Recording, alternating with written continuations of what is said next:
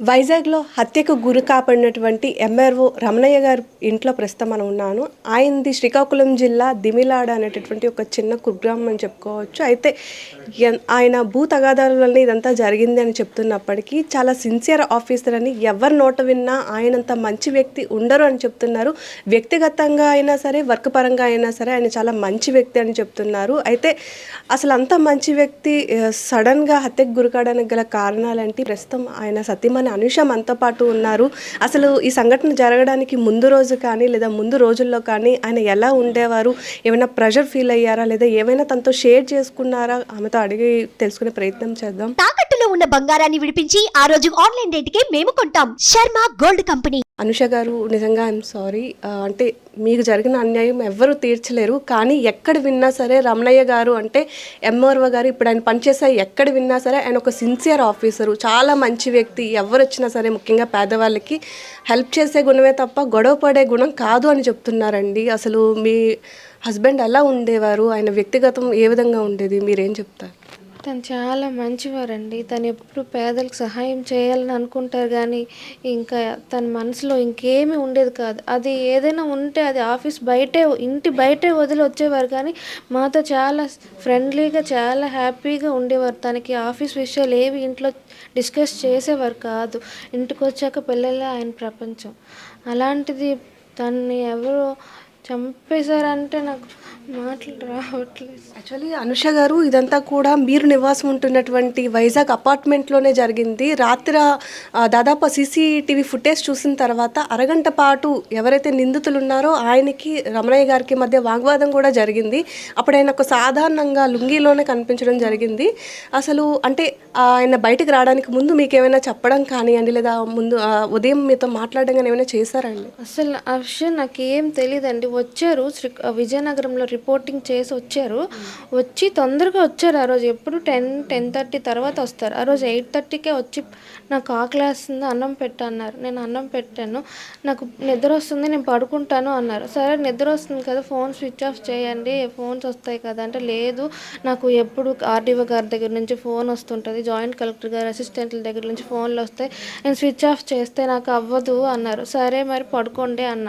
పడుకోండి అంటే పడుకున్నారు. ఇంతలోపు జూనియర్ అసిస్టెంట్ ఎవరో వచ్చారు. ఆయన ఫోన్ వచ్చింది. వస్తే బుజ్జి నేను ఆయన వస్తారు, ఆయన ఫైల్స్ ఏవో తెస్తారు, అవి తీసుకో, నేను తెల్లవారు సంతకాలు చేస్తాను అన్నారు. సరే అన్న. ఆయన వచ్చాడు, ఫైల్స్ ఇచ్చారు, వెళ్ళిపోయాడు. వెళ్ళిపోయాక మళ్ళీ ఫోన్ వచ్చింది. ఫోన్ ఇస్తే ఆయన ఎవరు ఫోన్ చేశారు, పంతులు గారంట. చేస్తే ఆయనేమో సరే అండి అన్నారు. నేను రాను, నాకు నిద్ర వస్తుంది, నేను పడుకుంటా, మార్నింగ్ మాట్లాడతాను. లేదు రమ్మన్నట్టున్నారు. సరే నేను 5 నిమిషాల్లో వస్తానని వెళ్ళిన మనిషి మళ్ళీ తిరిగి రాలేదండి. ఏం జరిగిందో నేను కూడా సీసీటీవీ ఫుటేజ్లో చూసి తెలుసుకున్నాను తప్పితే నాకేం తెలియదు. ఆ ఫైల్స్ కూడా పోలీసులు వచ్చి పట్టుకొని వెళ్ళిపోయారు. ఆ జూనియర్ అసిస్టెంట్ ఇచ్చిన ఫైల్స్ అవి కూడా ఇంట్లో లేవు, పట్టుకెళ్ళారు. ఆయన పట్టుకెళ్ళిపోయారు పోలీసులు. అంతే.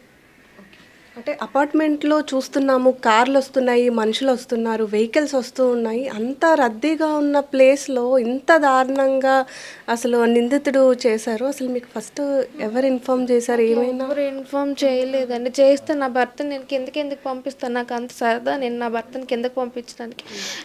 వచ్చారు, మాట్లాడి వచ్చేస్తారు కదా అని నేను 5 మినిట్స్లో వచ్చేస్తాను అన్నారని నేను పంపించాను. నేను ఆయన కోసం చూస్తున్నాను, 5 మినిట్స్ అన్నారు కదా, రాలేదు ఏంటని. వాచ్మెన్ వచ్చి సార్ కొట్టేసారు, పడేసారు అంటే నాకు ఏం చేయాలో తెలియక నేను పరుగున పాప పడుకుంటే తనకి ఏం తెలియదు. వీడు వాళ్ళ నాన్న వచ్చినంత వరకు ఉంటాడు, వాళ్ళ నాన్నతో టైం స్పెండ్ చేయడానికి. వీడిని తీసుకొని వెళ్తే వాడిని అక్కడ పడేసి నేను పరిగెత్తాను. అయినప్పటికీ ఉలుకు పలుకు లేకుండా పడిపోయారు.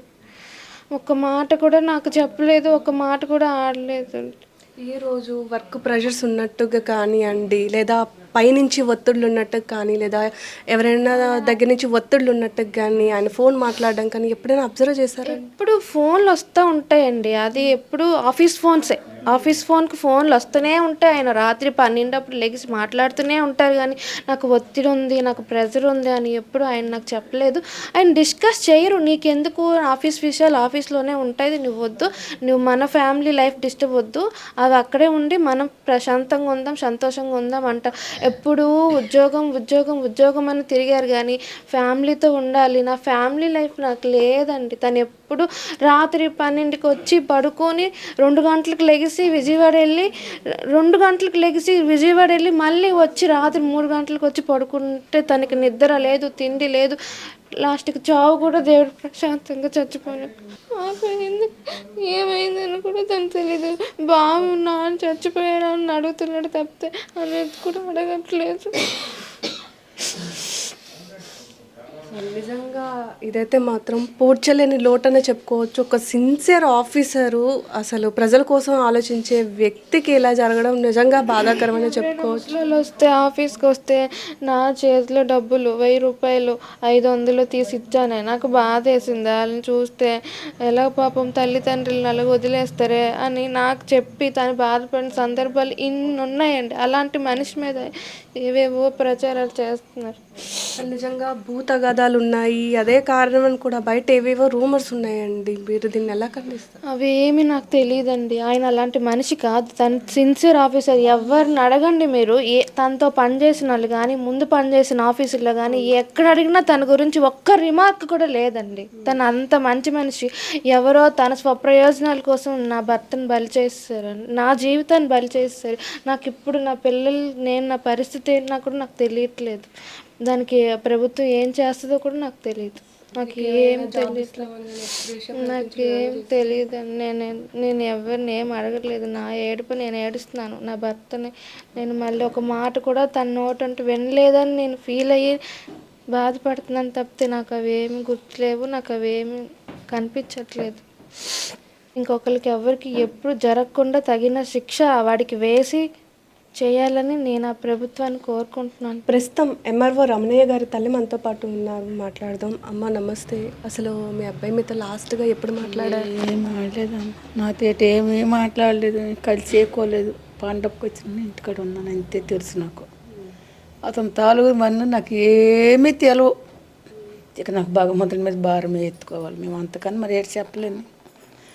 నా పిల్లలు అయినాయి, ఇక్కడ మీరే చూసుకోండి, ఏడు చేయలేదు. కానీ నేను అంతకని మరి ఏడు చెప్పలేను, నాకేం తెలదు. సో చూసారు కదా, నిజంగా ఆయన ఎంత సిన్సియర్ ఆఫీసరో. ఒకవేళ ఆఫీస్కి ఎవరైనా వృద్ధులు కానివ్వండి లేదా పేదవారు వస్తే ఆయన దగ్గర ఉండేటటువంటి 1000-200 వాళ్ళ చేతిలో పెట్టి క్షేమంగా ఇంటికి పంపించే వ్యక్తి. ఆయన పనిచేసిన ఎక్కడ కూడా ఆయన కోసం ఎంక్వైరీ చేసిన ఒక్క రిమార్క్ కూడా ఉండదు.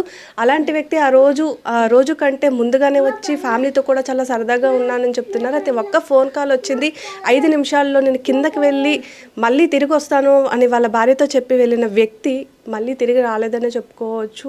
అంతలో ఈ దారుణం జరిగింది. పిల్లల్ని కూడా మనం చూసుకోవచ్చు, చాలా చిన్న పిల్లలు. అసలు బాబు కానివ్వండి, పాప కానివ్వండి, వాళ్ళ నాన్నగారు ఉన్నారా లేదా, అసలు ఏం జరిగిందో కూడా వాళ్ళకి తెలియని పరిస్థితి మనకు కనబడుతుంది.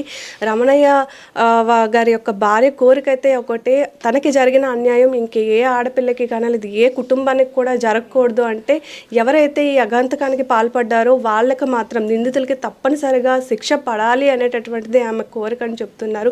ఇకనైనా సరే పోలీసులు కానివ్వండి లేదా మిగతా యంత్రాంగం త్వరగా నిందితులని అదుపులోనికి తీసుకొని దీనికి గల కారణాలను విచారించి వాళ్ళని తప్పనిసరిగా శిక్షించాలని మాత్రం ఫ్యామిలీయే కాదు, గ్రామస్తులే కాదు, ఈ విషయం తెలిసిన ప్రతి ఒక్కరు కూడా కోరుకుంటున్న కోరిక అని చెప్పుకోవచ్చు. ఇది ప్రస్తుతం ఇక్కడ ఉండేటటువంటి పరిస్థితి. కెమెరా పర్సన్ అజంతో సౌమ్య శ్రీకాకుళం సుమంత్.